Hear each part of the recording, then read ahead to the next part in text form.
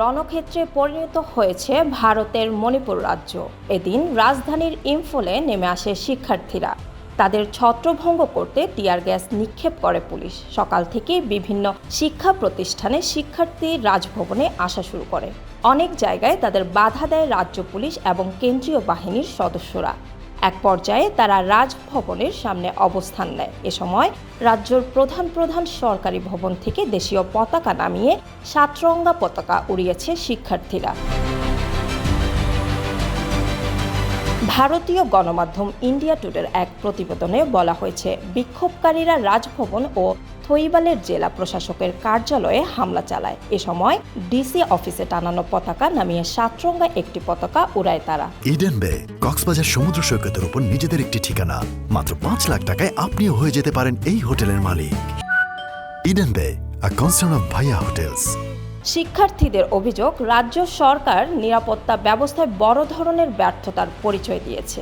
সেজন্য তারা প্রশাসনে বড় ধরনের পরিবর্তনের দাবি জানায়। এছাড়া তাদের দাবি, রাজ্যের বর্তমান নিরাপত্তা উপদেষ্টাকে পদত্যাগ করতে হবে।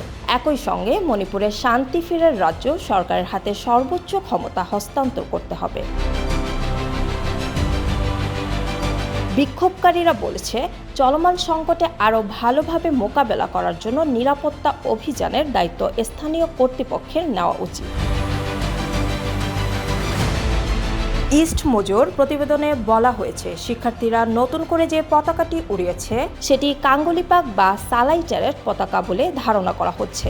মণিপুরের শিক্ষার্থীদের সরকারি অফিসের নতুন পতাকা উত্তোলনের এই ঘটনা সামাজিক যোগাযোগ মাধ্যমে ব্যাপক সমালোচনার জন্ম দেয়।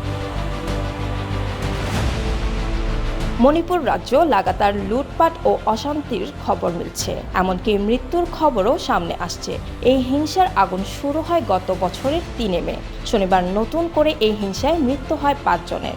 মেইতেই এবং কুকি এই দুই সম্প্রদায়ের কাছে এখনও অস্ত্র রয়েছে। শোনা যাচ্ছে ওই দুই সম্প্রদায় পাহাড় ও উপত্যকায় বাংকার তৈরি করেছে। কেন্দ্র সরকার হস্তক্ষেপ করেছে একাধিকবার, এমনকি রাজ্যের সরকারও তৎপর। কিন্তু তারপরও ১৬ মাস পেরিয়ে গেল, থামছে না এই হিংসার আগুন। গত বছরের মে মাস থেকে অবস্থা ভয়াবহ থাকলেও গত কয়েক মাস ধরে পরিস্থিতি শান্তই ছিল। কিন্তু এখন বিমান বোমা, আরজিপি ও আধুনিক অস্ত্রের জন্য ড্রোন ব্যবহারের পর পরিস্থিতি আরও অবনতি হতে শুরু করেছে।